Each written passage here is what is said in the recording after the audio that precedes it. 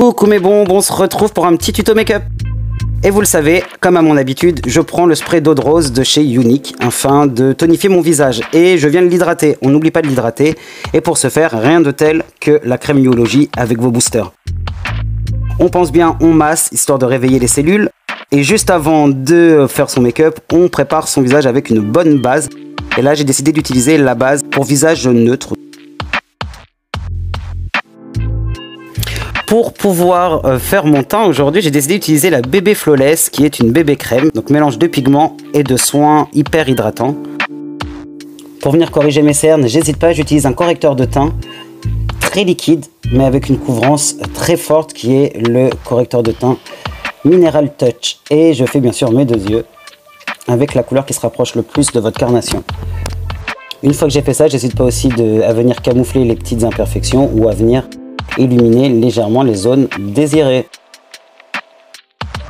Là, je prends un correcteur de teint beaucoup plus clair, qui est le Marquisette, pour venir apporter une touche de lumière à mon regard. Une fois que j'ai fait ça, je prends mon fond de teint stick. Là, c'est la teinte Azlon, et je vais venir contourer mon visage, le structurer. On peut aussi le faire pour le nez. N'hésitez pas, amusez-vous. Vous inquiétez pas, ce n'est que du make-up. Là, j'utilise mon pinceau double et je tapote afin de bien faire mon dégradé.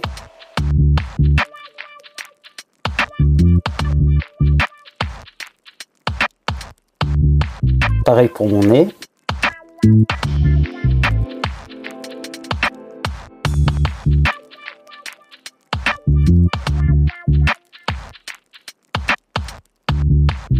On n'hésite vraiment pas. Si vous avez l'habitude d'utiliser le Beauty Blend, la petite éponge, vous pouvez aussi le faire. Et afin de bien tout flouter, de bien tout harmoniser, je n'hésite pas à reprendre mon pinceau qui m'a servi à poser ma Bébé Flawless afin de tout unifier.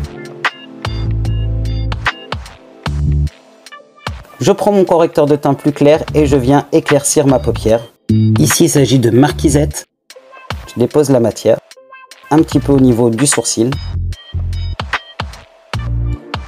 Et à l'aide d'un pinceau estompeur, en l'occurrence mon pinceau Fluffy, je viens tout estomper. Je reprends un petit peu, je fais pareil sur l'autre paupière. On dépose la matière. Et on prend le pinceau Fluffy pour pouvoir tout dégrader.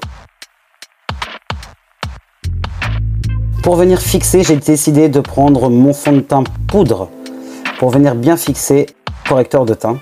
Et j'utilise la poudre Behold afin d'unifier et fixer ma Bébé Flawless. Et éviter aussi toutes les mauvaises brillances.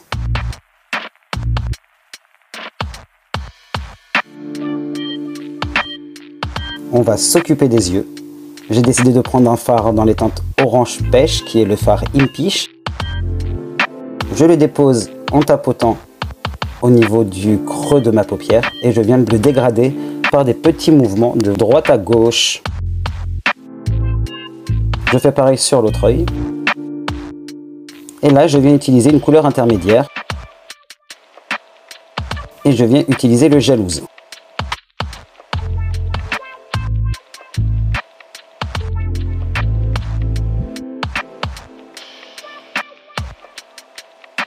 Et je dégrade, toujours avec des mouvements de droite à gauche, toujours de l'extérieur vers l'intérieur. Un beau maquillage, c'est vraiment prendre très peu de matière et venir dégrader.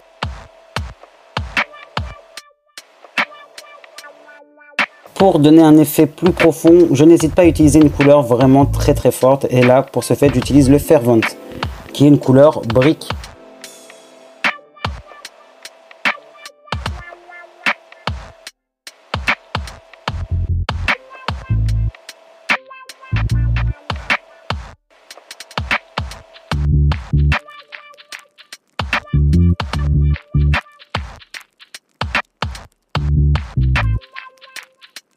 On n'hésite pas, on vient bien dégrader toutes les couleurs entre elles.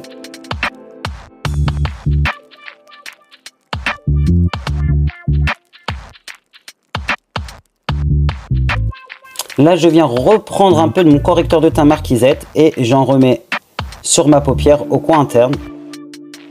afin d'apporter énormément de lumière.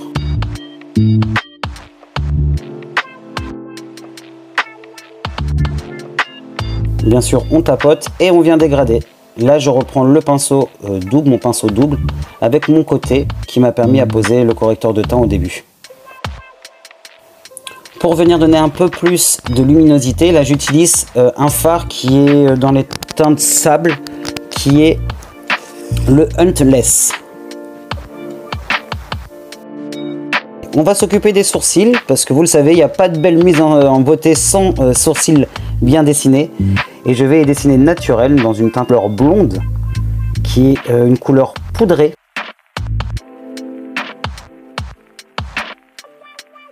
On n'hésite pas, on rebrosse bien les poils de ces sourcils afin de leur donner une belle ligne, et on remplit avec la poudre. Pour se donner un peu plus de chaleur au visage, on vient utiliser une poudre bronzante. J'ai pris la teinte Malibu dans ma gamme Beachfront.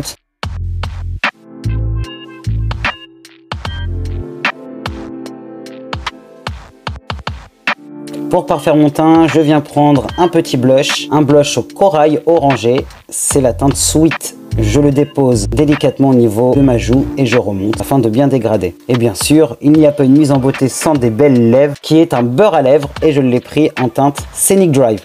On va maintenant s'attaquer aux cils magnétiques et il faut d'abord tracer un trait d'eyeliner. Alors je suis désolé, je ne suis pas le pro de l'eyeliner, mais je trace un trait d'eyeliner magnétique et je vais venir, une fois que c'est séché,